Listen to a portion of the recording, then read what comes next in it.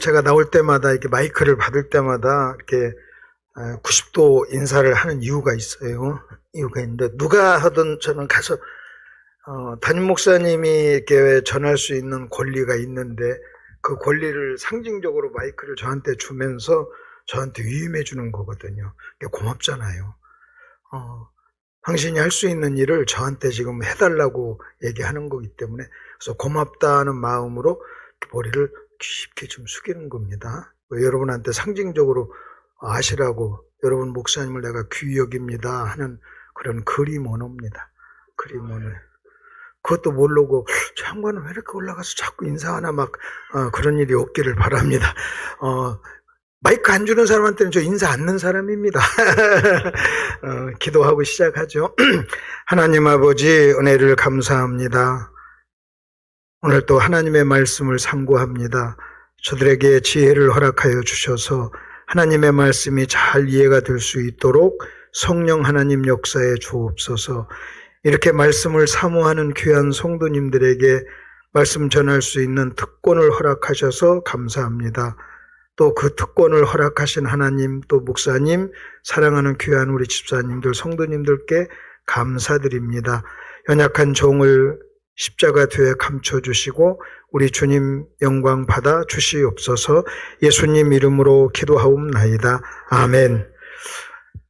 오늘 본문이 사도행전 5장입니다. 여러분이 한번 본문을 한번 열어보시죠. 사도행전 5장. 여러분이 잘 아시는 말씀입니다. 아나니아 삽비라 사건입니다. 아나니아 삽비라 사건. 우리 같이 한번 읽겠습니다. 사도행전 5장 1절로부터 5절까지 제가 한 절, 여러분 한 절 그렇게 읽도록 하겠습니다. 아나니아라 하는 사람이 그의 아내 삽비라와 더불어 소유를 팔아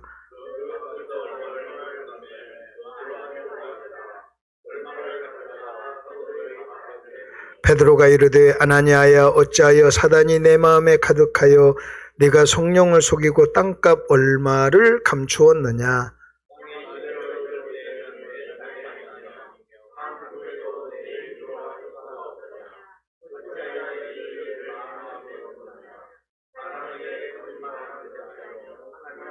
아나니아가 이 말을 듣고 엎드러져 혼이 떠나니 이 일을 듣는 사람들이 다 크게 두려워하더라. 아멘. 굉장히 어려운 말씀입니다. 또 부담되는 말씀이고 충격적인 말씀이에요. 그래서 이 말씀을 이렇게 설교하는 것이 쉽지가 않아요. 쉽지가 않지만 그것도 한편으로 잘 보면 우리 지난 시간에도 계속 얘기했잖아요. 하나님의 마음을 우리가 알면 여러분 그 말씀이 굉장히 쉽습니다. 그리고 많은 사람들이 노마서가 어렵다 그러는데 저는 그렇게 생각하지 않아요. 여러분 노마서는요 신학자를 위해서 쓴 편지도 아니고 목사를 위해서 쓴 편지도 아니고 어떤 신앙의 전문가를 위해서 쓴 편지가 아니에요. 로마에 있는 그리스도인들에게 보내는 편지예요. 그러니까 그리스도인이라면 누구나 읽으면 이해가 될 수 있는 내용이에요. 근데 자꾸 어렵다 막 얘기해요. 어렵다고 얘기해요. 여러분 실제 주님의 마음과 성경을 정확하게 알면 성경은요 그렇게 어려운 책이 아닙니다. 여러분이 하나님을 정말로 사랑하고 성경을 읽잖아요. 그러면 성경은 쉬워요. 근데 하나님 사랑하지 않고 읽으면 성경은 너무너무 어려워요. 이런 말씀이 있어요. 나의 계명을 가지고 지키는 자라야 나를 사랑하는 자니. 그래요. 나를 사랑하는 자는 나도 그를 사랑하여 그래요. 나도 그를 사랑하여 그에게 나를 나타낸다고 그랬어요. 그러니까 여러분 잘 보세요. 하나님이 저와 여러분을 사랑할 때 하나님이 저와 여러분에게 주시는 보상이 뭔지 아십니까? 당신을 우리에게 나타내 보이는 거예요. 그걸 계시라고 그래요. 그럼 하나님이 어떻게 나타내 보입니까? 하나님 우리가 얼굴을 볼 수 있는 거 아니잖아요. 그러니까 하나님이 당신을 우리에게 나타내 보이는 것을 계시라고 그래요. 이 세상에 있는 것을 자연계시라고 그래요. 하나님이 자연계시를 통해서는 저것을 창조한 분이 계시구나 이건 알 수 있어요. 그러나 하나님이 누구인가 인격적으로는 알 수가 없어요. 그래서 하나님께서는 특별계시 예수님과 성경을 가지고 당신을 우리에게 나타내 보였어요. 그래서 우리는 예수님과 그 다음에 성경을 가지고 하나님이 누구인가를 아는 거예요. 그러니까 만일 내가 하나님을 사랑해서 순종하죠. 그러면 하나님께서 나를 사랑하는데 하나님이 나를 사랑할 때 하나님께서 주시는 가장 큰 보상이 뭐냐 할 때 당신을 우리에게 나타내 보이는 거예요. 그러면 하나님이 당신을 우리에게 나타내 보인다는 말이 무슨 말이냐? 여러분이 성경 읽을 때 깨닫게 된다는 거예요. 여러분이 성경 읽을 때 그 말씀을 깨닫는 것이 하나님이 지금 당신을 우리에게 나타내 보이는 거예요. 그래서기 때문에 만약 여러분이 하나님 말씀이 읽다가 뭔가를 깨닫잖아요. 또는 말씀을 듣다가 여러분이 깨닫잖아요. 여러분 똑같이 들어도 다 깨닫는 거 아니에요? 여러분 그렇게 깨닫잖아요. 그러면요 지금 하나님 여러분을 굉장히 사랑하는 거예요. 최고의 사랑이에요. 근데 이제 한국 교회에서는 그것을 사랑이라고 하지 않고 그저 예수 믿고 돈 벌면 그걸 사랑이라고 해요. 하나님 나를 사랑하사 사업을 축복해 줘가지고 내가 지금 부자가 됐습니다. 여러분 부자가 됐어도요 말씀에 대해서 무지하고 하나님에 대해서 무지한 사람은요 그거 하나님 사랑받은 사람이 아니에요. 하나님이 사랑받은 사람이 아니에요. 여러분 나도 그를 사랑하여 네가 나를 사랑하느냐 나도 너를 사랑하여 너에게 막 아파트를 2채 주리라 그런 얘기가 어디 있어요. 근데 여러분 그래서 여러분이 성경을 읽을 때마다 무슨 생각 깨달으면 무슨 생각해야 되냐면요 야 오늘 내가 하나님의 사랑을 받았구나. 저는요 내가 이것을 알기 때문에 제가 말씀을 읽다가 깨닫잖아요. 그러면요 막 너무 기쁘고 좋은 거예요. 왜? 하나님 나를 최고로 사랑해서 당신을 나에게 보여줬잖아요. 하나님은요 당신 스스로 우리에게 보여주지 않는 한 우리는 죽었다 깨나도 알 수가 없어요. 하나님 어떻게 우리를 알려주시느냐? 성령께서 진리를 통하여 우리에게 당신을 알려주세요. 성령께서 누굴 통하여? 진리를 통해서 우리를 알려주시는 거예요. 그래서 여러분이요 교회 오래 다니고 성경을 모르고 성경에 대해서 무지하다는 것은요 엄청나게 부끄러운 일입니다. 예수 잘 믿는 거 아니에요. 예수 절대 잘 믿는 거 아니에요. 그렇기 때문에 우리는 그런 걸 생각하면서 성경이 어려운 책이 아니다 하는 걸 여러분 어렵다는 선입견을 여러분이 갖지 않았으면 좋겠습니다. 꼭 성경은요 무슨 그냥 자 그러면 성경을 우리가 읽는 데 있어서 기본적인 법칙들이 있어요. 성경을 우리가 읽을 때 우리가 알아야 될 거. 예를 들어서 여러분 봅시다. 공중의 새를 보라. 들의 백합화를 보라 그랬어요. 여러분 공중의 새를 보라 그게 새 얘기입니까? 아니잖아요. 공중의 새를 보라. 새를 보면서 봤습니다. 어쩔래요? 막 그럽니까? 공중의 새를 보라. 그 새 얘기가 아니에요. 그 무슨 얘기냐? 하나님이 너희를 책임져 주신다. 저 새를 기르시는 하나님이 너희를 기르고 너희를 책임져 주세요. 그러니까 뭐 하지 말라? 염려하지 말라. 그러니까 공중의 새를 보라. 그 말은 염려하지 말라는 말이에요. 그러면 공중의 새를 보라를 새 얘기로 한 사람이 어디 있습니까? 새 얘기로 하던 사람이 어디 있어요? 마찬가지예요. 오늘 아나니아 삽비라가 1차적으로 좀 얘기하면 여러분 마음의 부담을 갖지 마세요. 1차적으로 헌금하다 죽었잖아요. 그러니까 헌금 얘기냐? 여러분 이것을 헌금 얘기라고 듣는 사람은요 공중의 새를 보라가 새 얘기로 듣는 거나 똑같은 거예요. 이것은 헌금 얘기가 아니에요. 새를 가지고 하나님 나라의 영적인 법칙을 설명하듯이 지금 이 사건을 통해서 하나님이 뭔가 저와 여러분에게 어떤 메시지를 주고 있는 거예요. 우리는 그 메시지를 발견을 해야 된다는 거죠. 자, 그러기 위해서는 이제 성경을 읽는 법칙을 좀 몇 가지 알려드릴게요. 거기 한번 보십시다. 거기 1번 보세요. 참새 2마리가 한 아사론에 팔리지 않느냐. 그러나 하나님이 허락하지 아니하면 하나도 땅에 떨어지지 아니한다. 여러분 이것에 근거해서 우리는 뭘 우리가 믿냐면 우리의 삶에 일어나는 모든 사건은 하나님의 허락하심이 없이는 일어나지 않는다. 다시 말하면 우연이 없다 그 말이에요. 필연이라는 거예요. 여러분 오늘 이 자리에 오셔서 이 말씀을 듣는 것도 필연이라는 거예요. 드려야 될 이유가 있다는 거예요. 우연이 아니라는 거예요. 이 우연이 아니다. 여러분 필연이다. 이것을 우리는 뭐라고 하냐면 하나님의 주권 속에서 일어난다는 거예요. 참새 한 마리도 하나님의 주권 없이는 하나님의 허락 없이는 떨어지지 않는다는 것은 하나님의 주권이 여러분 우리에게 지금 역사를 한다는 거예요. 그래서 하나님의 주권 이렇게 여러분 생각하시고 그 다음에 한번 보시죠. 그 다음 구절 보십시오. 예수께서 길을 가실 때 날 때부터 맹인된 사람을 보신지라 그랬어요. 예수님은 제자들하고 같이 이렇게 길을 갑니다. 예수님 제자들하고 같이 이렇게 길을 가다가 맹인된 거지를 봤어요. 보고 예수님이요 길을 멈췄어요. 그리고 그 사람을 이렇게 쳐다봅니다. 거기 보신지라 그 말은요 예수님께서 강력한 어떤 의지를 담고 보는 거예요. 그냥 우연히 보는 게 아니에요. 그러니까 지금 제자들은요 예수님하고 가는데 예수님하고 같이 이렇게 길을 가는데 제가 길을 가다가 갑자기 이 꽃을 지그시 의지를 통해서 집중해서 쳐다보는 거예요. 그러니까 제자들이 묻는 거예요. 지금 예수님은 그 거지를 쳐다보면서 의지를 가지고 집중해서 쳐다보면서 여러분 제자들이 그 질문을 하기를 유도한 거예요. 제가 이렇게 길을 가다가 꽃을 이렇게 보니까요, 옆에 있는 사람이 내가 꽃을 이렇게 본 걸 보고 목사님 꽃 참 아름다우시죠? 목사님 꽃을 참 좋아하시네요. 여러분 그런 어떤 것을 유도하듯이 그렇게 했다는 거예요. 여러분하고 목사님이 같이 길을 가다가 목사님이 저 벤츠 회사 차 앞에 가서 이렇게 보면 목사님 저 차 필요하시죠? 제가 사드릴게요. 뭐 그런 거나 마찬가지라니까. 네? 네. 아무튼 그런 성도가 있었으면 좋겠어. 내가 이렇게 길을 가다가 아파트를 딱 보고 그랬더니 목사님 저 아파트 필요하세요? 가시죠. 계약하겠습니다. 그러니까 예수님은 길을 가다가 거지를 어떻게 봤다? 의지를 가지고 보니까 제자들이 물어요. 뭐라고 묻냐면 이렇게 묻는 거예요. 이 사람이 이렇게 된 것이 자기 죄입니까? 아버지 죄입니까? 누구 죄 때문에 그렇습니까? 하고 묻는 거예요. 그러니까 우리 주님이 뭐라고 대답하냐면 자기 죄도 아니고 아버지 죄도 아니라고 그래요. 그러면 여기서 우리가 아주 중요한 걸 하나 배울 수 있어요.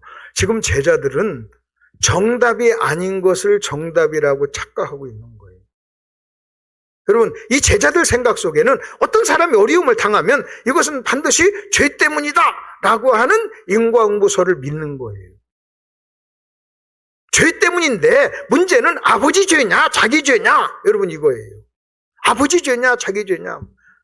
여러분 우리가 막 그 죄에 대한 어떤 가계 저주 연대설 막 그런 얘기 나왔는데 그건 성경적이지 않아요.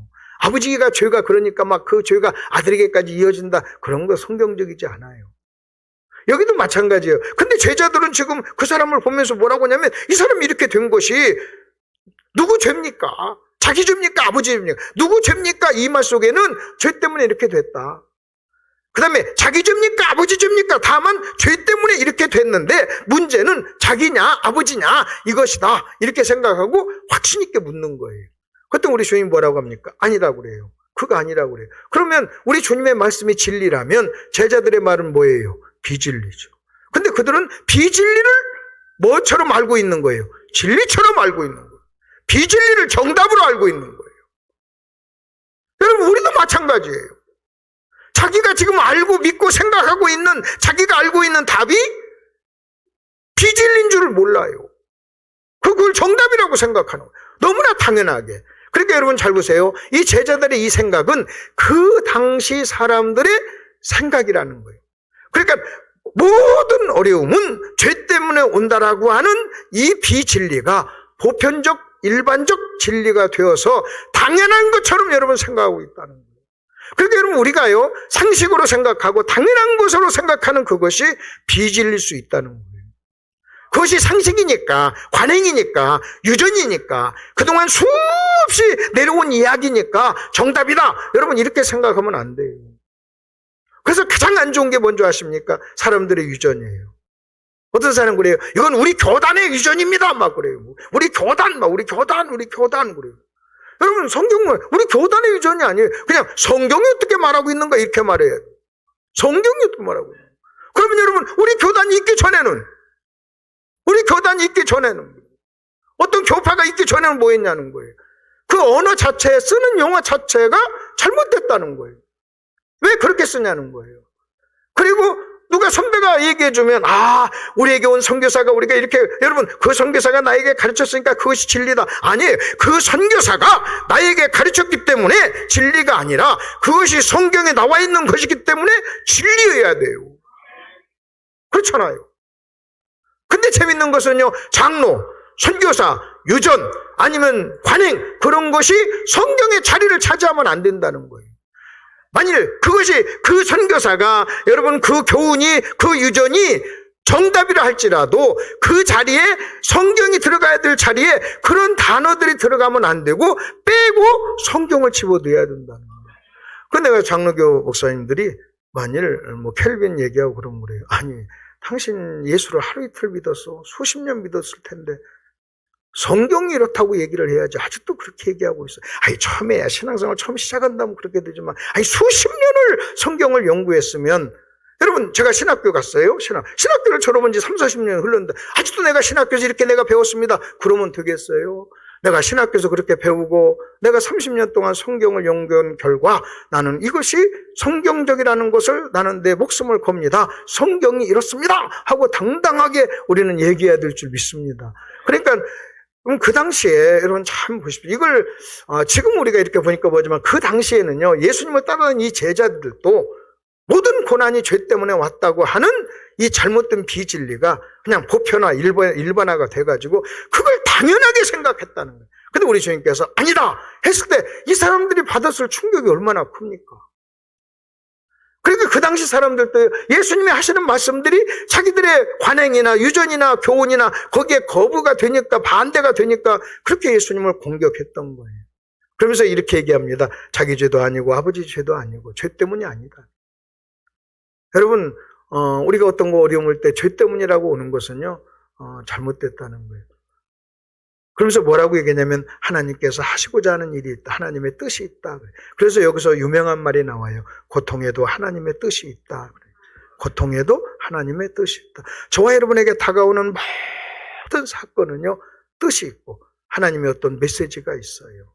하나님의 어떤 메시지가 있어요. 저는 예수 믿기 전에 권투를 했잖아요. 처음에는 이렇게 생각했어요. 신앙생활하고 목사가 신학교를 들어가고 그래서 권투한 그 시간과 열정과 에너지를 가지고 공부했으면 박사학위 2개는 땄을 거예요. 그러면 다른 놈들이 나를 무시하지 않았을 텐데. 어차피 목사를 만들 바에야 그냥 그렇게 하지 않고 그 에너지를 공부하게 하지 왜 그랬을까? 그런 생각도 들었지만요. 세월이 훨씬 지나고 나서 보니까요. 신학교 때 배운 것보다 권투한 때 배운 것이요. 훨씬 더 나한테 유익했어요. 훨씬 더. 권투는 뭔지 아십니까? 권투는 싸움이 아니에요. 법대로 하는 거예요. 법을 어기면 반칙패예요. 싸우다가 땡으면 끝나요. 그리고 때리지 않아야 될 때 때리면 안 되고요. 주먹으로 쳐야 될 때 이걸 때리면 안 되고요. 내가요, 결혼해가지고 내가 남자가 내 아내한테 주먹을 쓰는 것은 권투식으로 얘기하면 반칙이에요. 그래서 저는 내 아내한테 주먹 안 써요. 왜? 반칙이니까. 반칙이니까. 남편한테 눈 부릅뜨고 덤비는 것도 반칙이에요. 아니 왜 아까 금방 남편이 아내 때리는 건 반칙이라고 할 때는 아멘 크게 하시고 왜 이건 아멘을 안 하셔? 반칙이지. 법칙을 어기는 거지. 창조의 법칙을 어기는 거지. 아멘 안 넣는 것도 반칙이지. 여러분 나는요 내가 그 규칙이 없이 싸움의 규칙이 없이 싸우는 걸 양아치라고 그래요. 깡패라고 하고. 근데 여러분 그 규칙 안에서 싸우면 선수예요. 그 사람들은 한 번 싸우고 수십억도 벌어요. 수백억도 벌고. 왜? 법칙대로 하니까. 여러분 성경은 법칙이에요. 그래서 우리 법칙대로 하는 거예요. 법칙대로. 불순종이란 뭔지 아십니까? 법칙대로 살지 않는 거예요. 저는 그걸 어디서 배웁니까?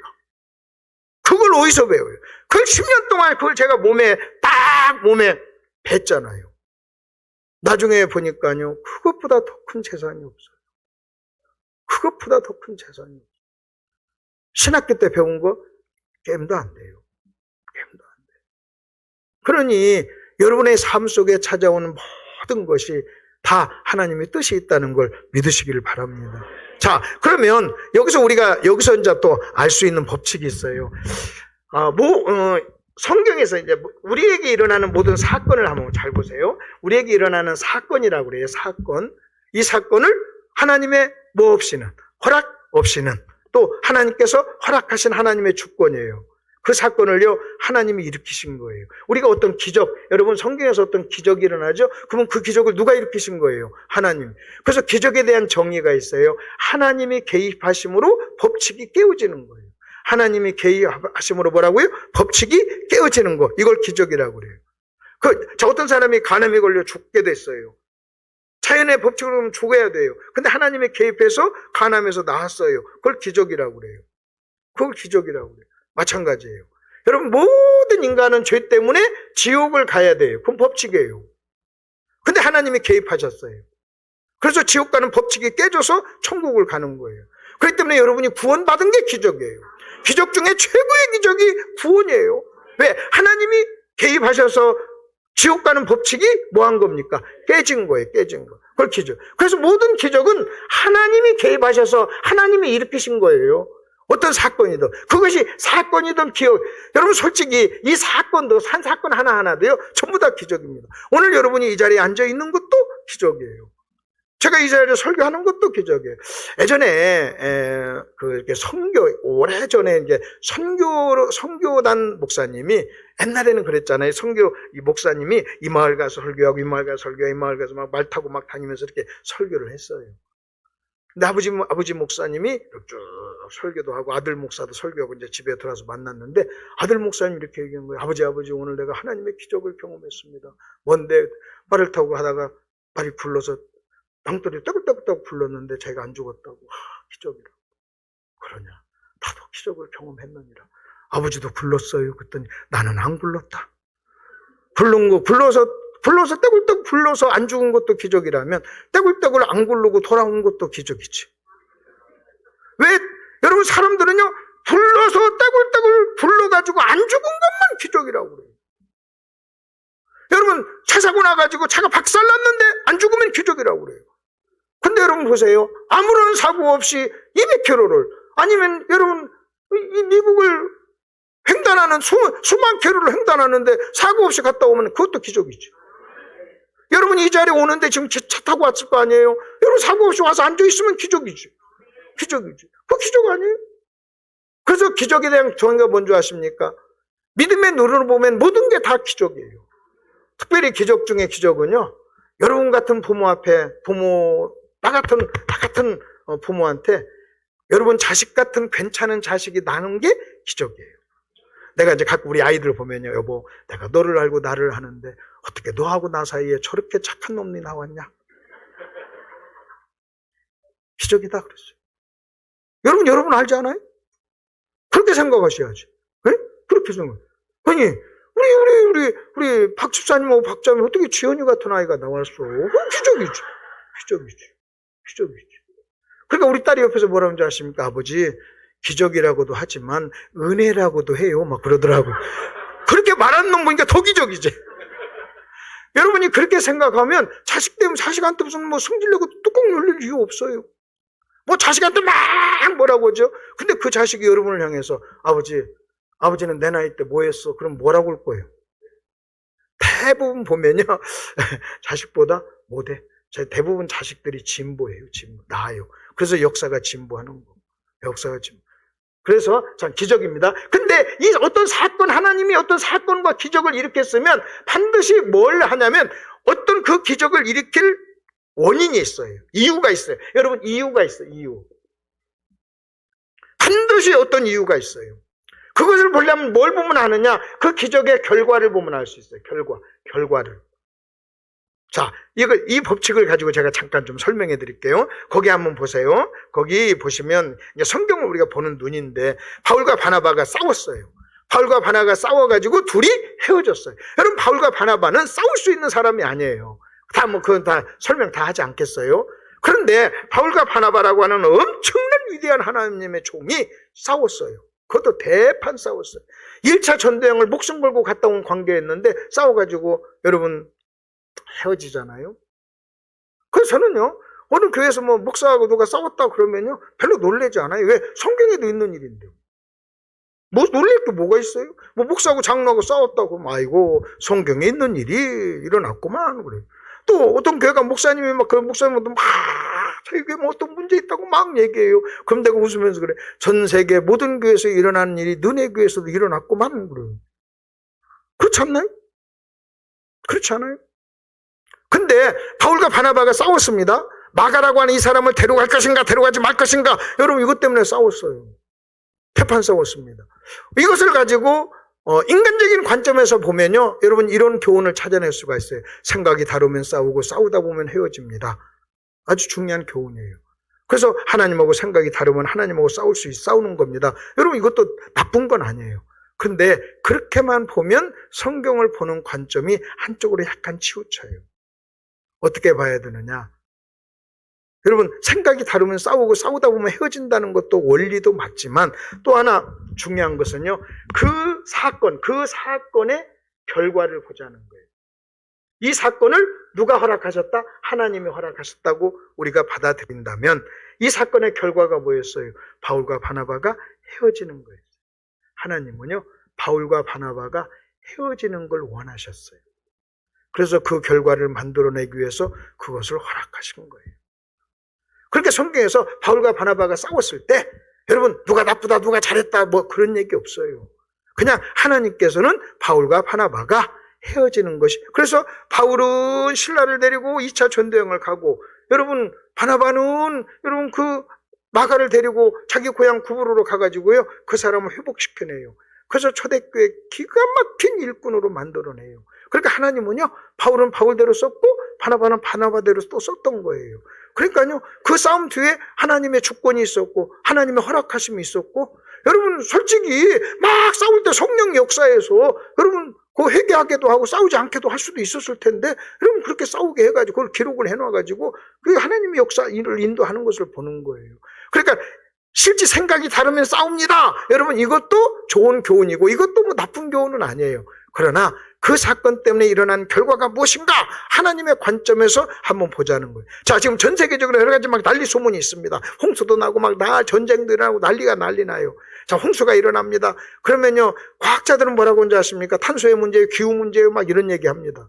우리 그걸 부정해서는 안 돼요. 그러나 우리 그리스도인은요 그렇게 봐서는 안 돼요.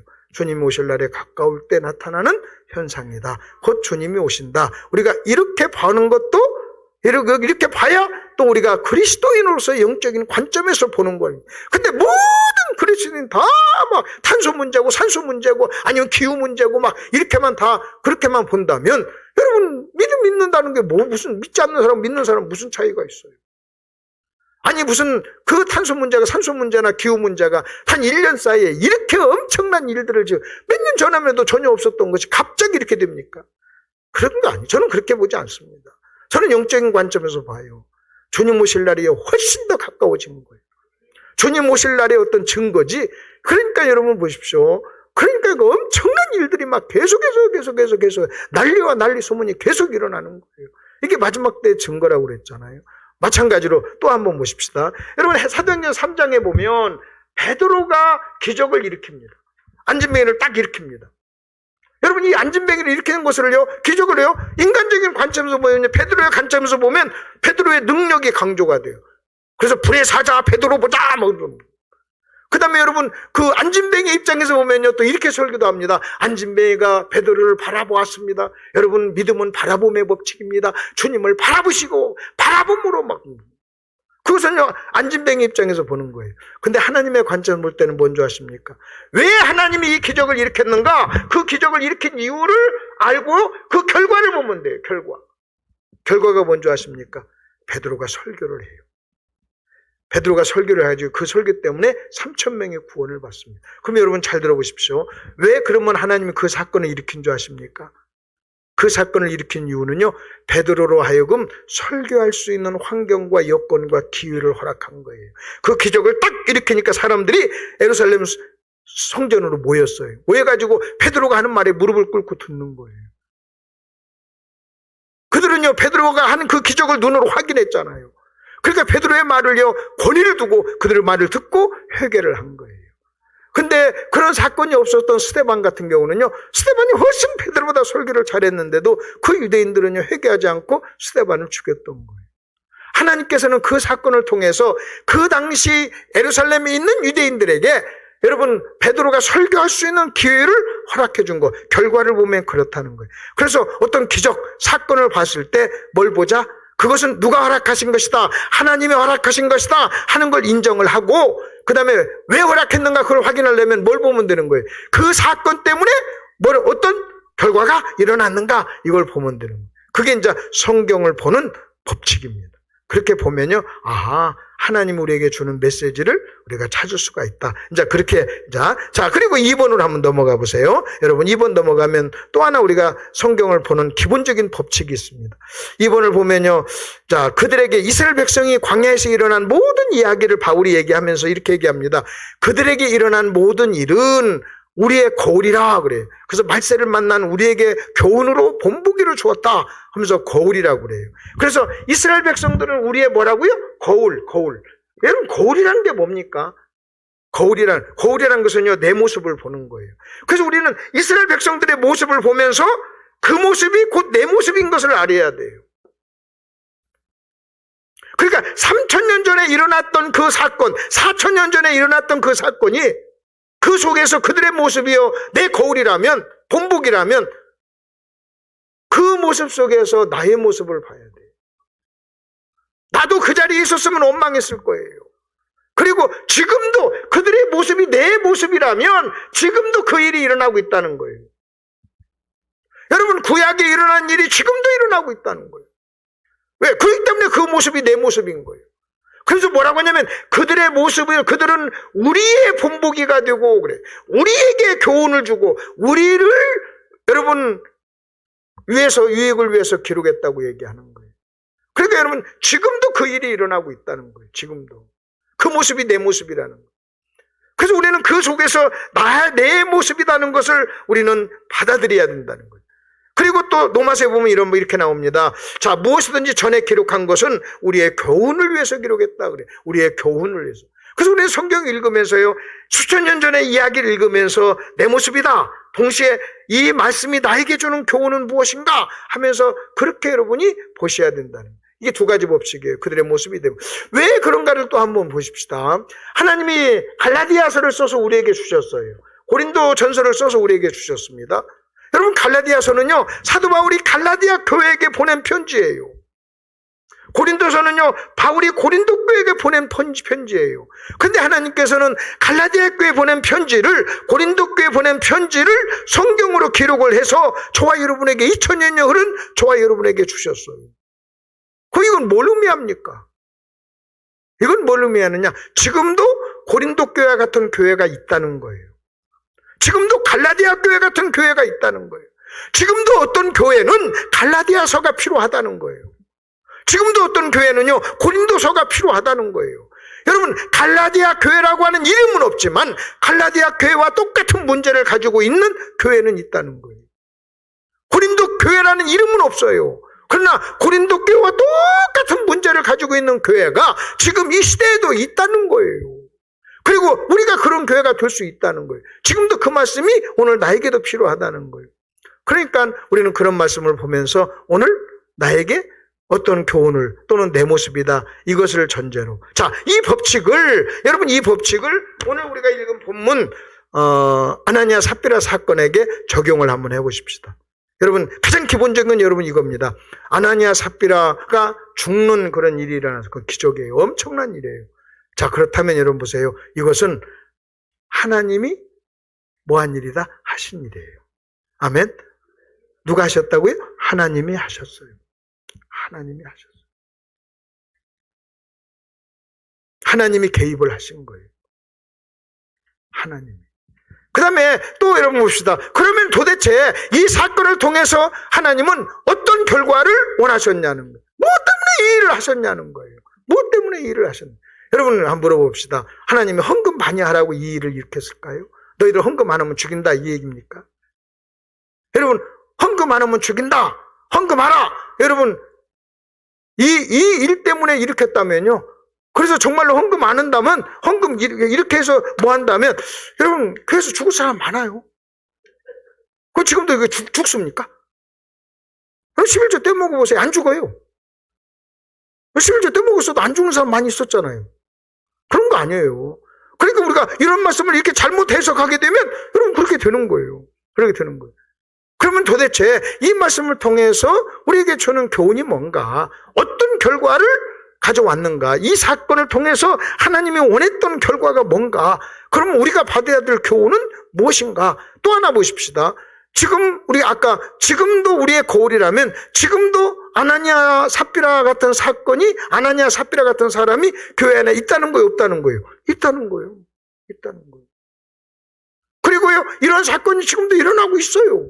지금도 일어나고 있다는 거예요. 근데 우리는 무슨 생각하냐면요, 지금 바로바로 죽어가지 않으니까, 죽지 않으니까 그렇게 생각을 않는 건데, 여러분 또 한번 생각해 보세요. 여러분, 죽는다라고 하는 것이 그냥 갑자기 그냥 이렇게 숨이 끊어져서 이렇게 죽는 것만 생각하지 않고, 여러분이 영적으로 사는데 능력이 없고, 영적인 삶에 능력이 없고, 영적인 삶에 열매가 없어도요, 죽은 거나 마찬가지예요. 여러분이요, 기쁨이 없으면 기쁨에 대해서 죽은 거예요. 여러분 마음속에 감사가 없으면요, 감사가 여러분에게 죽은 거예요. 맞지 않나요? 맞지 않아요? 아니, 예수 믿는데 하나님이 내 안에 왔는데 감사가 없고 기쁨이 없으면 감사 기쁨이 죽은 거지. 죽은 거예요. 근데 우리는 이것을 막 생명에 끊어주는 그렇게만 생각하니까 막 그런 거예요. 그 다음에 또 하나 보십시다. 이스라엘 백성이 40년 동안 광야에서 원망하다가 죽었어요. 그때 원망할 때 하나님께 너희들 다 20살 이상 나온 놈들은 여호수아 갈렙 위에는 다 죽을 거야 하고 다 죽었습니다. 그들은요, 명대로 살지 못한 사람들이에요. 근데 광야에서 애굽에서 나온 1세대들, 원망하다가 광야에서 죽은 사람들은요, 전체적인 측면에서 보면은요, 명대로 살지 못하고 징계를 받아 죽었지만 본인들은요, 징계 때문에 죽었다는 생각을 하지를 않았어요. 우리가 원망하다 죽는다 이렇게 생각하지 않고 죽었어요. 어떤 사람은요, 내가 죽을 때도 죽었나 보다 그렇게 하고 죽은 사람도 있다는 거예요. 좀 이해가 되십니까? 그 다음에 또 여러분, 고린도 교회 성도들이요, 여러분 고린도 교회 성도들이 가난한 사람들을 멸시하고 무시했어요. 하나님이 징계를 했어요. 그때 하나님께서 뭔지 아십니까? 잠자는 자도 있고 약한 자도 있고 병든 자도 있느니라 그랬어요. 여러분, 그 고린도 교회 성도들 중에 잠자는 자를 성경은 죽는 자예요. 여러분, 잠자는 자도 있고 병든 자도 있고 약한 자도 있었다 그랬어요. 그러면 여러분 잘 들어보십시오. 고린도 교회 어떤 성도의 어떤 죽음은 그들이 가난한 사람을 무시하고 멸시했기 때문에 하나님으로부터 징계를 받은 죽음일 수도 있다는 거예요. 본인들이 그걸 몰랐습니다. 근데 성경은요, 그렇게 기록을 해놨어요. 이로 인하여 하나님께서 너희에게 잠자는 자도 있고 약한 자도 있고 병든 자도 있느니라. 그래서 어떤 병은요, 치료받아야 되고 어떤 병은 회개해야 돼요. 저는요, 병이 두 종류가 있어요. 어떤 병은요, 병원에 가서 치료해야 돼요. 근데 어떤 병은 병원에서 치료하는 것보다 먼저 회개를 해야 되는 거예요. 근데 사람들은요, 자기가 회개할 병인가 병원에 가야 될 병인가를 분별을 못해요. 그저 병 세면 무조건 병원 간다고 얘기해요. 미치고 답답해 죽겠어요. 그렇지 않나요? 우리 성경적으로 한번 보자는 거예요. 성경적으로. 여러분 병원에 가도요, 아마 어떤 사람은요, 회개하고 병원에 가면요, 훨씬 더 치료가 잘 될 거예요. 그리고 하나님은요, 그 의사를 통해서 저게 할 거예요. 근데 우리는요, 그냥 병원에만 가면 된다고, 병원에만 가면 되는 줄 알고 그렇게 착각한다는 것은 우리가 성경을 보는 어떤 관점을 좀 달리 해야 된다는 거예요. 달리. 이해가 되시죠? 그러면 여기서도 마찬가지입니다. 도대체 이 사건을 통해서, 이 사건이요, 자, 하나님이 일으키셨습니다. 그건 기적이에요. 그리고 지금도 이런 일이 일어나고 있어요. 그럼 우리는 이 사건을 통해서 뭔가 내 모습일 수도 있고 우리가 받아야 될 교훈도 있는 거예요. 그러면 이제 본격적으로 한번 들어가 보십시다. 여러분, 이 사건은요, 상당히 부담스러운 본문이에요. 왜 부담스러운 본문이냐? 헌금 얘기가 나오고 죽음 얘기가 나오니까 두 용어가 다 부담스러워요. 근데 거기다가 포커스를 맞추지 말고 교훈에다가 포커스를 맞추면 다른 모든 교훈을 주는 말씀과 똑같이 우리에게 공중의 새를 보라 하는 그 말씀이나 이 말씀이나 똑같은 교훈을 가지고 다가오기 때문에 그렇게 부담스럽지 않게도 읽을 수 있다는 걸 믿으시기를 바랍니다. 아멘. 그 다음에 또 하나, 이 사건을 누가 기록했어요? 하나님이. 그리고 누가 주셨어요? 하나님이. 우리에게 뭐 하라고? 읽으라고. 다른 말씀과 똑같이 우리에게 주신 거예요. 여러분, 다른 말씀하고 다를 게 뭐가 있어요? 다른 말씀하고 다를 게 뭐가 있냐는 거예요. 저는 이제 가끔 그런 얘기 합니다. 어떤 사람은요, 아버지가 혹은 목사님이 혹은 남편이 큰 소리, 심각하고 큰 소리로 하면 무게 있게 듣고 작은 소리, 부드러운 소리로 하면 우습게 여기는 사람이 있어요. 여보, 커피 한 잔만 주세요. 그러면 듣는 둥 마는 둥. 네가 끓여 처먹고 막 그럼. 와! 커피 끓여와! 그러면 네! 먹고. 이런 케이스. 근데 우리가 하나 아셔야 됩니다. 남편이, 아버지가, 하나님이 큰 소리로 하든 작은 소리로 하든 무게는 똑같아요. 여러분, 하나님의 입에서 나온 말씀은 그 소리가 강하든 그 소리가 약하든 무게는 같아요. 그래서 하나님은요, 어떤 때는요, 약한 소리로 말씀하세요. 그래서 지혜로운 사람은요, 약한 소리를 무게 있게 드려야 돼요. 남편이 부드럽게 온화하게 온유한 말로 여보 커피 한 잔만 끓여주세요. 그러면 네 여보 이래야 돼요. 성질 나가지고 큰 소리로 해야만 벌떡 일어나서 긴장하고 듣는 것은요, 바람직한 게 아니에요. 오히려 여러분 이렇게 해야 돼요. 하나님이 약한 소리로 할 때 더 크게 듣는, 더 크게 듣는. 그때 더 크게 듣는. 여기도 마찬가지. 하나님. 자, 그러면서 우리가 이제 그 다음에 한번 보시죠. 이게 참 부담스러운 본문인 것은 사실이지만 또 하나 우리가 볼 때는요, 굉장히 충격적인 사건이에요. 왜? 막 죽은 문제가 있으니까. 하나님 오죽하면 막 사람을 죽입니까? 그런데 그렇다면요, 그만큼 이 말씀을 통해서 저와 여러분에게 주시려고 하는 교훈도 매우 중요하고 충격적인 교훈이라는 걸 여러분은 아셔야만 합니다. 굉장히 중요한 교훈이라는 거예요. 여러분, 하나님께서는요, 이 사건을 통해서 저와 여러분에게 정말 중요한 교훈을 주기를 원했던 거예요.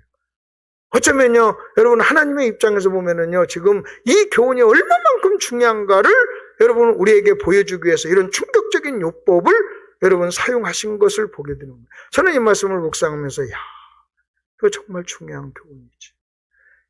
우리가 이런 교훈을 통해서 이 중요한 교훈을 배우지 못하면 안 되지. 우리가 참 무지하니까, 우리가 참 멍청하니까, 어리석으니까 하나님은요, 이런 충격적인 교훈을 통해서 저와 여러분에게 지금 교훈을 주고 있고, 기록을 해놨어요. 하나님이 기록을 해놓고 저와 여러분에게 지금 읽으라고 주신 거예요. 자, 그렇게 하시고 그 다음에 한번 보시죠. 아나니아 삽비라 배후에는 하나님이 계신데 우리가 이 사건을 어떻게 봐야 되느냐. 아까 얘기대로 결과를 봐야죠. 결과. 이 사건 때문에 어떤 결과가 일어났는가. 그것은 우선 좀 다음에 보고 이제 4번을 한번 보겠습니다. 4번을 여러분이 이제 사실 이제 본문으로 한번 돌아와 보세요. 본문으로 돌아오면 자, 1절 2절에서는요. 사건이 일어났어요. 1절 2절에서 사건이. 자, 아나니아 삽비라가요. 재산을 팔아 가지고 이제 얼마를 숨기고 바로 앞에 가져왔어요. 그건 사건이에요. 객관적 사건이에요. 그랬더니 그 사건에 대한 말씀이 나오는 거예요. 여러분 3절 베드로가 이르되 거다 줄 좀 치세요. 베드로가 이르되 그래서 베드로가 아나니아에게 이야기를 합니다. 여러분 여기서 베드로가 말을 하지만 이건 베드로의 말인 동시에 하나님께서 베드로를 통해서 하시는 말씀입니다. 아멘. 베드로의 말이지만 동시에 하나님께서 베드로를 통해서 우리에게 말씀하시는 하나님의 말씀이에요. 그 다음에 또 하나 보시면요. 여러분 이것은 뭐냐? 지금 아나니아가 한 행위에 대해서 하나님의 해석이에요. 아나니아가 한 그 행위에 대해서 하나님의 관점에서 본 해석이에요. 여러분 한국의 역사에 5.18 사건이 일어났어요. 광주 5.18. 근데요. 우리 당대에 일어난 사건입니다. 우리 당대에 일어난 사건이지만 그 사건 자체는 객관적이에요. 근데 그 사건을 어느 진영 사람, 어떤 진영에서 보느냐에 따라서 해석은 전혀 달라요. 해석은 전혀 달라요. 경상도 쪽에서 보는 것하고 전라도 쪽에서 보는 것하고 달라요. 여러분, 만일 전두환 대통령이 됐어요.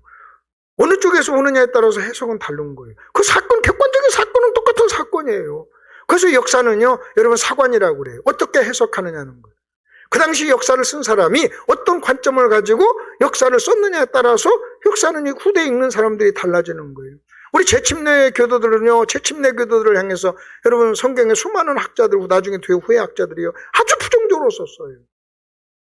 그것은요 그들의 관점에서 쓴 거예요. 그들의 관점에서. 여러분 저 전라도에 가서 5.18 때문에 당한 자기 자식을 잃어버린 그 엄마의 마음으로 그 사건 한번 봐보세요.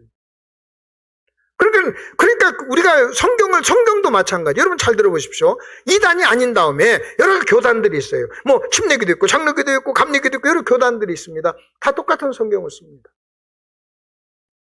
똑같은 성경을 써요. 근데 여러분 보십시오. 근데 신앙의 색깔이 달라요. 여러분 신앙의 색깔이 다른 것은요. 성경이 달라서가 아니에요. 똑같은 성경을 쓴다니까요. 근데 여러분 달라요. 왜 다른 줄 아십니까? 성경이 달라서가 아니에요. 해석이 달라서 그래요. 뭐라고요? 성경이 해석이 달라서 그래요. 해석이 달라서 그래요. 성경이 달라서 여러분 잘못되는 것은 완전 이단이에요. 근데 이단이 아니라도 같은 성경을 가지고 신앙생활을 하더라도요. 해석을 어떻게 하느냐에 따라서 신앙의 색깔도 다르고 교단도 달라지는 거예요. 그러니까 여러분 해석을 잘하는 게 굉장히 중요해요. 여러분 올바른 성경 해석법을 가지고 여러분 그 해석을 올바로 잘하는 게 중요한 거예요. 해석을 잘하는 거예요. 성경을 해석하는 여러 법칙들이 있어요. 여러 법칙들이 있어요. 그 법칙들을 가지고 여러분 성경을 성경을 잘못 해석하잖아요. 그러면 같은 성경을 가지고도 이단이 될 수도 있는 거예요. 성경 해석. 다 같은 성경을 가지고 하면서. 자, 그렇다면 우리 한번 보자고요. 자, 지금 3절을 이렇게 한번 보시죠. 베드로가 이르되 하는 이 말을 제가 좀 얘기하려고 하는 거예요. 지금 베드로의 말인 동시에 하나님의 말씀이다. 그리고 이것은 아나니아가 한 사건에 대한 하나님의 관점이요, 하나님의 해석이에요.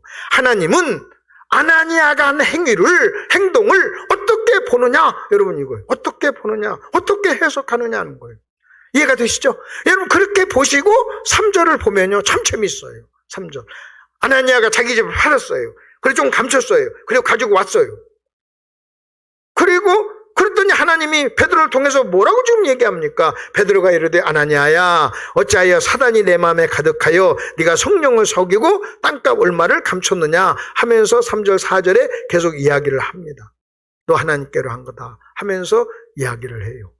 그러니까 여러분 우리가 이렇게 보셔야 됩니다. 지금 아나니아 삽비라가 한 행위를 하나님의 관점에서 하나님이 어떻게 보시고 어떻게 해석하시고 어떻게 평가하시는가 여러분 이거예요. 그게 3절 4절이에요. 여러분 우리 같으면 이렇게 평가 안 했을 거예요. 아니 세상에 집을 팔아가지고 얼마를 감췄다고 해도 가져온 게 얼마나 큰 돈이겠어요.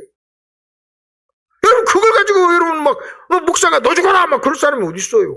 아니 그렇게라도 가졌으면 좋겠어. 다 팔고 10분의 1이라도 가졌으면 좋겠어. 팔으세요. 팔고 좀 가져봐요. 반절만이라도. 근데 여러분 하나님 그렇게 생각하지 않아요. 여러분 이것은 단순히 돈 문제만이 아니에요. 그건 돈 문제만이 아니에요. 여러분이 지금 마음속으로는 나를 굉장히 미워하고 죽일놈 썩을놈 빨리 가지 뭐 이때까지 나면 설교 길게 하냐 그러면서 너 안 가니까 내가 괜히 밥값 들어갔다 하면서 막 그렇게 욕하면서 겉으로 아이고 강사님 목사님 뭐 아나니아 삽비라고 보험한 죄하고 다를 게 뭐가 있어? 똑같이 그렇잖아요? 똑같잖아요? 그러니 이거 이런 사건이 이렇게 본다면 많이 있다는 거예요. 다시 말하면요 아나니아 삽비라 같은 사람이요 교회 우글우글 합니다. 우글우글 해요. 이걸 단순히 헌금 얘기, 돈 얘기만 하고 나는 헌금 잘하니까 나하고 상관없지. 여러분 그렇게 보시면 안 돼요. 이것은요 거짓이라는 거예요. 사탄이 역사한다는 거예요. 사탄과 여러분 동조한다는 거예요. 그 얘기를 지금 여기서 하고요. 너 진실하지 못하다는 거예요.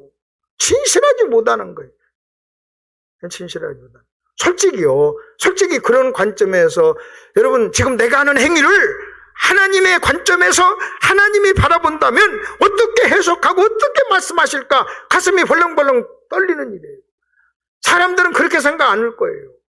근데 하나님은요 저 여러분의 중심을 보시는 하나님은 그렇지 않다는 거죠. 이게 굉장히 저는요 이 말씀보다 이 말씀처럼 충격적이고 두렵고 떨리는 말씀이 어디 있냐는 거예요. 어디 있는? 이게 무슨 돈 얘기입니까? 근데 돈 얘기라고 하니까 목사님들이 이 설교를 잘 못하는 거예요. 죽음 얘기하고 막 돈 얘기하고 막 죽었다고 얘기 나오니까 막 성도들이 시험 들까 봐 부담스러워서 막 이런 말씀을 못하는 거예요. 그런 거 아니에요. 그 얘기가 아니에요. 그래서 지금 결국은 지금 하나님께서 아나니아에게 하는 얘기가 그 얘기입니다. 여러분 지금 하나님이 돈을 원합니까? 저는요 제 인생을 바꾼 여러 가지 진리들이 있어요. 그 중에 하나가요. 어느 분이 글에다가 이런 썼어요. 하나님이 원하시는 것은 일이 아닙니다. 이것은. 하나님이 일이 목적이었다면 여러분 하나님께서 일하는 것이 목적이고 생산성이 목적이었다면 우리 같은 꼴통 안 써요. 우리가 1000년 만년 걸려서 하실 일을 하나님은 하루에도 했어요. 우리가 만년 흔들 이런 세상을 만들겠어요? 우리가 1000년 흔들 내가 1000년 할 일을 하나님은요 천사 하나를 통해서도 할 수 있어요. 근데 언제부턴가 우리는요 일이 목적이 되어버렸어요. 일 조금만 하면 막 교만하고 일 조금만 하면 자랑하고 일 조금만 하면 대단한 사는 거 착각하고. 여러분 일은요 목적이 아니고 일은 수단이에요. 어떤 수단이냐? 일을 통해서 하나님을 닮게 하는 거예요. 하나님은요, 저를요, 목사로 만들었어요. 왜 그런 줄 아십니까? 목사 일을 통해서 주님 닮으라는 거예요. 어떤 사람은 집사님은 일을 하면서 주님 닮으라. 어떤 사람은 무슨 일을 하면서 너는 사업을 하면서 주님 닮으라고.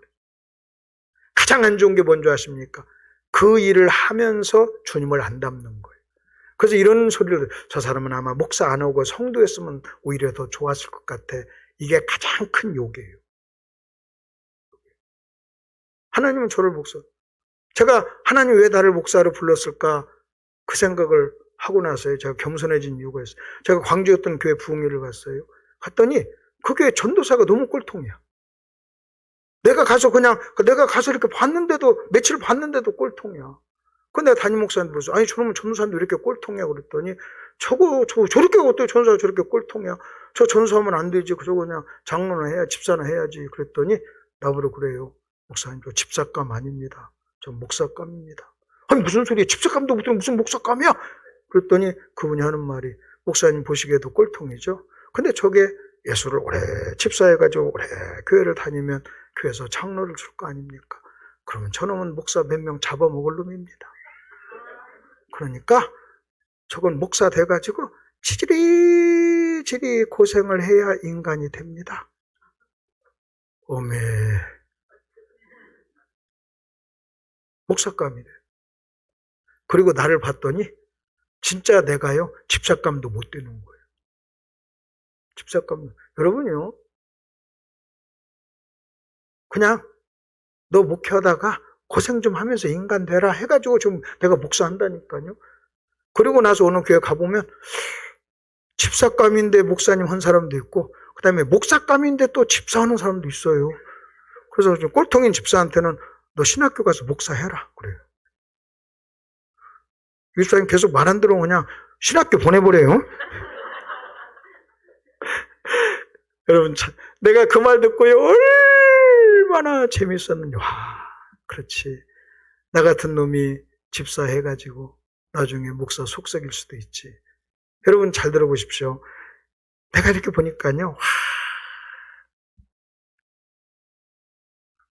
진짜 하나님. 그래서 가장 좋은 것은 여러분 그겁니다. 하나님이 저 사람은 참 목사하기 잘했어, 집사님하기 잘했어, 이렇게 하는 것이요, 참 좋은 거예요. 직분은 우리가 하는 일이나 직분은 뭐냐? 그건 도구예요. 그 일을 통해서 주님 닮아가는 거예요. 여러분이 만일 여러분이 하는 일을 통해서 주님을 닮아가지 않는다면 여러분은 착각하면 안 돼요. 여러분, 교회에서 하는 일이 무슨 대단한 일이 어디 있습니까? 뭐 끽 해봤자 와서 몸으로 좀 떼고 청소도 좀 하고 뭐 좀 하고 공사도 좀 하고, 이거요, 공부 안 해도 뭐 안 해도 다 할 수 있는 일이에요. 근데 왜 이런 일을 자꾸 일을 시키는 줄 아십니까? 일을 하는 줄 아십니까? 그 일을 하면서 누구 닮아가라고? 주님 닮아가라고. 저 같은 성격에 내가 목사 안 했으면요, 다른 목사님이 나를 감당을 못했을 거예요. 내가 나를 알아요. 그러니까 목사하면서 저는요, 목사하기를 잘했어요. 목사하기를 잘했어요. 하여튼 아멘 안 하면 신학교를 보내버릴 거예요. 내가 그 말을 듣고 얼마나 웃었는지. 지금도 그래서 생각나요. 이거 20몇 년 전에 들었던 얘기인데, 아이고, 저놈은 집사감이 못 돼요, 목사감이에요.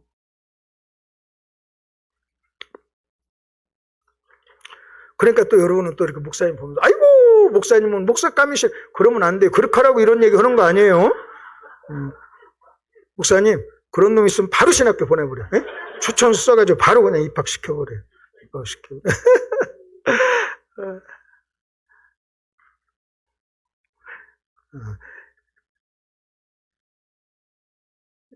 이제 또 한번 조금 이제 자세히 한번 보십시다요. 여러분이 예를 들어서 이제 우리가 성경에 원래 성경은 장절이 없었어요.